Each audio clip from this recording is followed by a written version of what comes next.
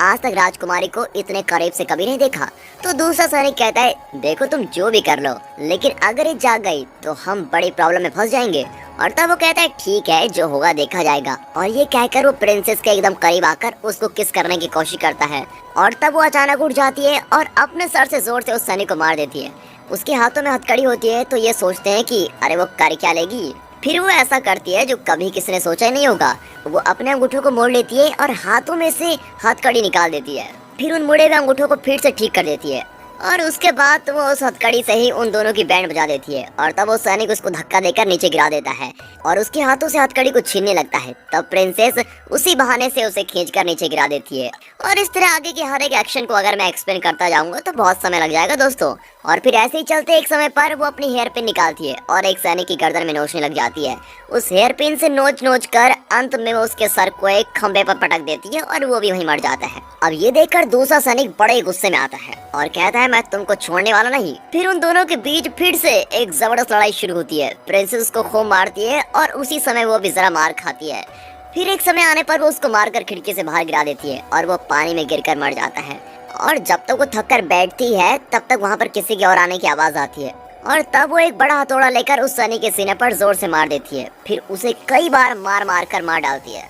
और ये लड़ाई वो अपनी शादी के जोड़े पहन कर ही कर रही होती है। बताओ कितनी खतरनाक है ये तो एक शेरनी निकली। फिर वो अपने हाथों से हथकड़ी को निकाल देती है और मरे हुए सैनिकों को उठाकर बेड पर रख देती है और उस कमरे को ऐसा बना देती है जैसे कि वहाँ पर कोई घटना घटी ना हो। फिर उस सैनिक के हाथ से कमरे की चाबी लेकर वो दरवाजे को बाहर से लॉक कर देती है और चाबी को अपने पास वाले एक बड़े ड्रम में डालकर वहाँ से निकल जाती है। और उसकी ड्रेस भी उसको बहुत ही परेशान कर रही होती है। अरे शादी का जोड़ा पहनकर बेचारी क्या क्या करती। चुपके से वो यहाँ वहाँ भागने लगती है। फिर वो एक खिड़की से नीचे देखती है कि राजकुमार के आदमियों ने उस किंगडम पर कब्जा करके उसके परिवार को भी बंदी बना रखा है। वे उसकी माँ और पापा और बहन के हाथों पर हथकड़ियाँ लगाकर उन्हें बीच रास्ते पर बैठा देते हैं। फिर दिखाते हैं विलन राजकुमार को जिसका नाम जूलियस है और उसके साथ में जो चाबुक के साथ खड़ी है वो है मोइरा जो जूलियस की महिला सैनिक है।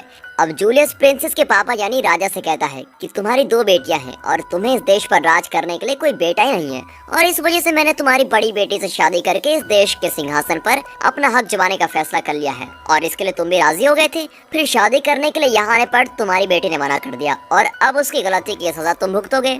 मैं तो यही चाहता था कि आप लोगों के आशीर्वाद से हमारी शादी हो जाए, लेकिन तुम्हारी बेटी ने हद कर दी और मना कर दिया, तो अब मुझे उससे जबरदस्ती शादी करनी पड़ रही है और तुम सबको जेल में भेजकर सबके हाथों में हथकड़ी लगाकर मैं तुम्हारी बेटी से शादी करते रहूंगा। तुम लोग जो चाहे कर लो।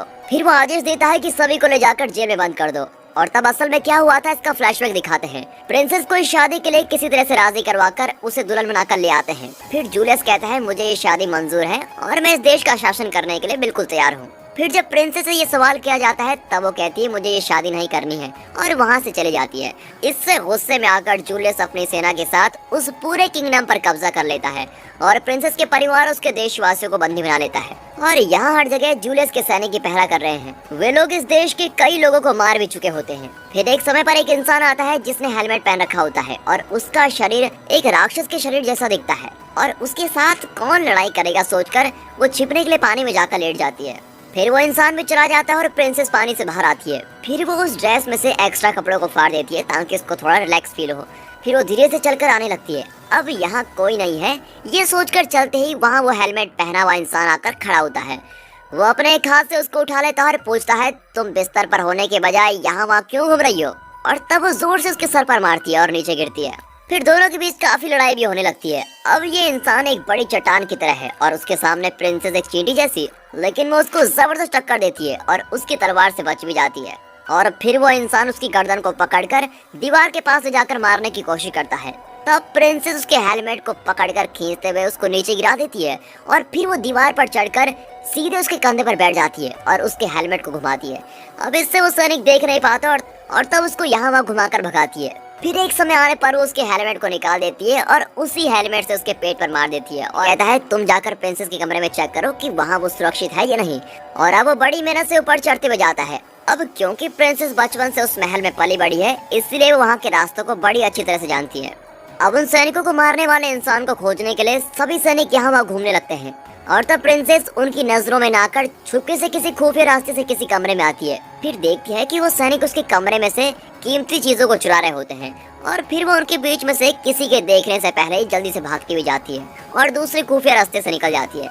ये दिखने में तो एक दीवार की तरह होती है, लेकिन असल में वो एक सीक्रेट रास्ता होता है। और फिर वो उस रास्ते से बाहर निकलती है और अपने कमरे में आ जाती है और वो अंदर आकर अपने बेड के नीचे रखे हुए अपनी फेवरेट तलवार निकालती है। फिर एक फ्लैशबैक दिखाते हैं जिसमें प्रिंसेस लिन के साथ बढ़िया तरीके से लड़ाई कर रही होती है और प्रिंसेस के साथ लड़ाई के लिए एक और इंसान आया होता है जिसका नाम काय है और ये लिन का ही गुरु है जिसने लिन को लड़ाई सिखाई होती है।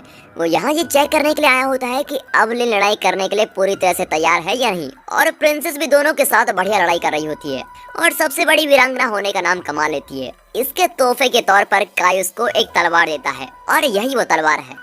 यहाँ राजा के कमरे में जूलियस और मोइरा के बीच रोमांस चल रहा होता है। कमरे के बाहर प्रिंसेस अपनी तलवार के साथ जूलियस को खत्म करने के लिए बिल्कुल तैयार रहती है और जूलियस के पास आते ही वो तलवार से उसकी पीठ पर मारने की कोशिश करती है, लेकिन वो वहीं खड़ा होता है और तलवार उसको नहीं लगती। फिर अगली बार वो उसके सर पर एम करते हुए मारने की कोशिश करती है, लेकिन इस बार भी वो चूक जाती है। और तब एक सैनिक आकर जूलियस से कहता है कि राजा उससे मिलना चाहते हैं। यहाँ ये मोटू सैनिक ऊपर वाले कमरे के पास पहुँच जाता है और दरवाजा खोलने की कोशिश करता है, लेकिन वो तो बाहर से लॉक्ड है। अब इसकी चाबी के लिए कहाँ जाना होगा। देखिए ऊपर तक पहुँचते पहुँचते ये कितना हांफने लगा है। अब ये चाबी कहाँ ढूंढेगा, इसीलिए वो चाबी के छेद से अंदर देखता है। तब वो एक सैनिक को अंदर चेयर पर बैठे हुए देखता है। फिर वो सोचता है हमारी राजकुमारी बेड पर ही लेटी होगी, इसका मतलब वो यहाँ पर सुरक्षित है। फिर यहाँ पर सब कुछ ठीक ठाक है। ये गलत खबर देने के लिए वो नीचे उतर जाता है। अब नीचे पहुँचने के लिए तो इसको काफी समय लग जाएगा। तब तक मैं आपको कुछ और बताता हूँ। यहाँ प्रिंसेस किसी तरह से उस सीक्रेट रास्ते से बाहर आ जाती है। तब वहाँ वो एक पुतले को देखती है और उसके नीचे से रेंगते हुए आती है, लेकिन फिर उसको पता चलता है कि वो पुतला नहीं बल्कि एक जिंदा सैनिक है जो रात में पहरा करता है। मैं फिर से फंस गई, ये सोचकर उसके साथ भी लड़ाई करनी शुरू कर देती है और वो सैनिक भी उस पर जरा भी तरस नहीं खाता और तलवार से उसको मारने की कोशिश करता है। यहाँ राजा ने जूलियस को बुलाया होता है ये कहने के लिए कि हमें इस मामले में युद्ध नहीं करना चाहिए, बल्कि हम आपस में बातचीत करके इस प्रॉब्लम को सुलझा सकते हैं। तब जूलियस कहता है कि अब बात करने के लिए रखा ही क्या है, अगर तुम्हारी बेटी शादी के लिए मान जाती है तो तुम्हें ये सब झेलना नहीं पड़ता। अब तुम्हारी बेटी की गलती की सजा भुगत लो। और ये कहकर वो अपने सैनिक से राजा को जेल में ले जाने के लिए कहता है और फिर वो महल के अंदर चला जाता है। यहाँ प्रिंसेस उस कवच पहने वाले सैनिकों को कैसे मारा जाए ये सोचते हुए काफी कोशिश करती है और उसके कवच में दिखने वाले गैप में अपनी तलवार घुसा देती है। फिर पास में रखे हुए तेल के बर्तन को लेकर वो उस कवच पर फेंकती है और फिर उस पर एक मोमबत्ती फेंक देती है। इससे वो सैनिक जलने लगता है और बचाओ बचाओ कहकर चिल्लाने लगता है। और उसी समय ये मोटो साहब नीचे पहुंच ही जाते हैं और खबर देते हैं कि ऊपर राजकुमारी तो सो रही है और दरवाजा भी लॉक्ड है, वहाँ सब कुछ ठीक ठाक है। और उसी समय वो सैनिक अपने कवच के साथ जलकर जमीन पर गिर जाता है और ये देखकर जूलियस का गुस्सा तो बिल्कुल सातवें आसमान में पहुंच जाता है। फिर वो सेनापति से कहता है कि यहाँ कब से कोई बहुत ही बड़ी शैतानी कर रहा है, तुम उसको ढूंढकर यहाँ लाओ और मैं उसको बड़ी सजा देने वाला हूँ। और तब सेनापति चिल्लाकर सैनिकों को आदेश देता है कि सभी लोग जाकर तुरंत उस इंसान को ढूंढ लो। अब सेनापति की तो मोरे के साथ बनती नहीं, फिर भी वो उसको कुछ गलती से कह देता है और बदले में मोइरा चाबुक से उसका गला घोंटकर वहीं मार डालती है। फिर वो कहती है कि अब से मैं ही आप लोगों की सेनापति हूँ, हमारे साथ ऐसी शैतानी कौन कर रहा है इसका पता लगाकर तुरंत उसकी खबर लाओ। और ये सुनते ही सभी सैनिक वहाँ से भाग निकलते हैं। अब सारे सैनिक उस इंसान को ढूंढने जाते हैं और उनमें से कोई प्रिंसेस को देख लेता है और फिर प्रिंसेस भी उनके साथ लड़ाई करके एक एक सैनिक को मार गिराती है। पहले तो वो उसको छोटी लड़की समझकर मजे से लड़ाई करना शुरू करते हैं, लेकिन वे जब उसको देखते हैं कि ये तो सैनिकों को खतरनाक तरीके से मार रही है तब वो सीरियस होकर लड़ने लगते हैं। अब ऊपर की मंजिल से लड़ाई करते करते वो नीचे आने लगती है और वो 4-5 सैनिकों को तो खत्म कर चुकी है, लेकिन अब उससे लड़ने के लिए और भी सैनिक आते रहते हैं। और तब वो बड़ी चालाकी से अपने गले में पहने हुए हार को तोड़कर उसके मोतियों को सीढ़ियों पर गिरा देती है और उसकी तरफ आने वाले सैनिक उन मोतियों में फिसलकर नीचे गिर रहे होते हैं। फिर वो वहां से भागकर आगे बढ़ती है और तब कुछ सैनिक रस्सी को पकड़कर उसकी तरफ आने लगते हैं और उन सैनिकों की मौत भी उस रस्सी से ही हो जाती है, क्योंकि उस रस्सी को वो बाहर डाल देती है। और फिर बाकी सैनिकों के साथ भी वो ऐसे लड़ती है जैसे लड़ाई करना उसके बाएं हाथ का खेल हो। ये तो सच में एक छोटा पैकेट और बड़ा धमाका निकला। फिर एक इंसान एक बड़े हथौड़े से उसको मारने लगता है और उसके साथ और 2 लोग आते हैं, लेकिन ये उनको टक्कर देते हुए उन्हें तलवार से मार गिराती है। फिर वो उस हथौड़े वाले सैनिक के पेट में तलवार घुसा देती है, लेकिन वो भी बिना हार माने उसका गला घोंटते रहता है। तब वो उसकी तलवार को उस सैनिक की गर्दन में घुसाती है जिससे उसका सर बाहर निकलता है। फिर अब और सैनिक उसके पास आते हैं और तब वो एक और तलवार लेकर दोनों तलवारों के साथ उनसे लड़ने लगती है, इसलिए अब सैनिक उसके पास आने से भी डरने लगते हैं। फिर 1 या 2 लोग ही उससे आकर लड़ते हैं और वे उन्हें तलवार से मार गिराती है। लेकिन अचानक से एक सैनिक उसके पेट को चीर देता है, लेकिन वो दर्द में भी लड़ती रहती है और अब धीरे धीरे वो थकने लग जाती है क्योंकि अब तक वो काफी लोगों को मार चुकी है। और तभी वो एक सैनिक को पकड़कर उस ऊंचाई से जमीन पर छलांग लगाती है और नीचे गिरने से वो सैनिक तो मर जाता है, लेकिन प्रिंसेस सुरक्षित रहती है। फिर ऊपर से दूसरा सैनिक भी जमीन पर कूदता है, लेकिन नीचे गिरते ही उसका हाथ फ्रैक्चर हो जाता है और प्रिंसेस उसको देखकर बड़ी अच्छे से हंसने लगती है और सोचती है क्या इसका दिमाग खराब है। फिर वो तलवार लेकर फिर कुछ सैनिकों को मार गिराती है और उसी समय वो मोटू सैनिक उसके सामने आता है। वो हाँफते हुए झुककर चल रहा होता है और अपना सर नीचे रखने से सामने से आने वाली प्रिंसेस को देख नहीं पाता। फिर वहाँ सैनिकों का आना कम नहीं होता और तब वो खिड़की से बाहर किसी कपड़े को लटकते हुए देखती है और वो तुरंत जाकर उस कपड़े को पकड़कर खिड़की से बाहर छिपकर बैठी रहती है। फिर उसी कपड़े को पकड़कर उस दीवार पर से चलते हुए वो दूसरे कमरे के अंदर कूद जाती है और उसके पेट पर जख्म होने से बहुत ही खून बह रहा होता है, इसीलिए वो एक कपड़े से पेट को कसकर बांध देती है और हाथ पर भी एक कपड़ा लपेट लेती है। फिर वो कुछ याद करती है और फ्लैशबैक में दिखाते हैं कि उसके माँ और पापा उसे काफी बार समझा रहे होते हैं। राजा उसे कहता है कि तुम्हें इस शादी के लिए राजी हो जाना चाहिए, मेरा बेटा नहीं है और मेरे बाद इस देश को चलाने के लिए एक पुरुष की जरूरत है, इसलिए तुमसे शादी करने वाला ही इस देश को चला सकता है और हमारे किस्मत में यही लिखा है, इसलिए तुम इस शादी के लिए मान जाओ क्योंकि बिना राजा वाले देश को कोई नहीं छोड़ेगा और कोई कभी भी इस पर कब्जा कर लेगा, इसलिए तुम शादी के लिए तैयार हो जाओ। और इस तरह उसको धमका कर कहता है और ये भी कहता है कि एक महिला देश को नहीं चला सकती और तुमसे ये सब नहीं होगा। अब ये सभी बातें याद करके वो बड़ी उदास होती है। उसी समय आकर कोई इस पर झपटता है और वह जूलियस का कोई सैनिक का सोचकर प्रिंसेस उसे मारने लगती है। फिर देखती है कि वो उसकी गुरु लिन है। वो उसे पूछती है तुम्हें क्या हुआ है और प्रिंसेस कहती है मैं लड़ाई करके जूलियस के सैनिकों को मार गिरा रही हूँ।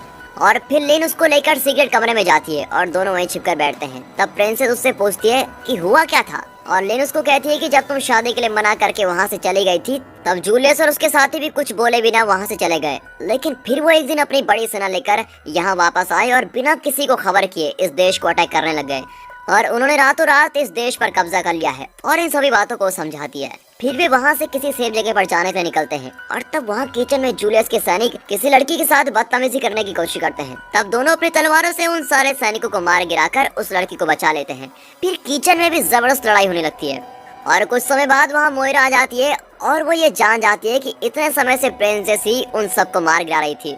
फिर वो उसे एक सबक सिखाने के लिए अपने चाबुक से उसको अटैक करती है और वो दोनों उस चाबुक का सामना नहीं कर पाते और वो सोचते हैं कि अब मोइरा के साथ लड़ने से उनकी मौत भी हो सकती है, इसलिए वे उससे बचकर भागकर नीचे की तरफ आते हैं। और फिर लिन उसको कहती है कि वहाँ से एक नाले में से चलकर तुम सीक्रेट रास्ते से दूसरी तरफ चले जाओ और फिर लिन अकेले ही मोइरा के साथ लड़ने आती है और अब प्रिंसेस उस नाले को पार करके एक जगह पर पहुंच जाती है और वो अपने माँ पापा को रखी गई जेल की तरफ जाने लगती है।